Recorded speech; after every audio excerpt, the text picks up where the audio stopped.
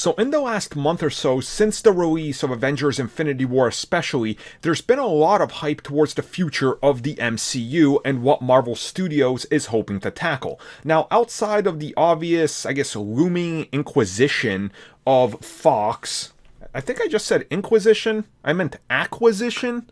Inquisition, because I'm going through my games and Dragon Age is sitting right in front of me. Anyways, the acquisition of Fox isn't really anything to factor in for what the current plans are, but the current plans, of course, are looking at a more female-driven MCU. Not just when it comes to the heroes, but also who will be directing it. And one of the big focuses, as we've learned in recent weeks, is going to be Ms. Marvel. Now, Kevin Feige has come out multiple times and said that there is a future for her, and recently he said, and I quote, "We want to get Captain Marvel out there first so that there is something for a young Muslim girl to get inspired by." Now, of course, if you read the comic books and if you know just the basics of Ms. Marvel, Kamala Khan, she is essentially a superhero fanboy writing her own fanfiction and stuff, and she loves Captain Marvel.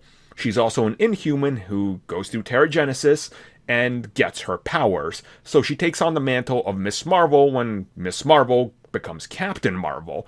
And in the MCU, she's starting out as the obvious Captain Marvel. So the name Ms. Marvel out there can easily be adapted to somebody else and not be related to anything. But it makes sense of how they want to kind of spin the character off as a fangirl / fanboy type of character, because that's something that's very important to her character. And just thinking of it in that way kind of gives you an idea of which way they want to take this, and I think which way they might spin this out of.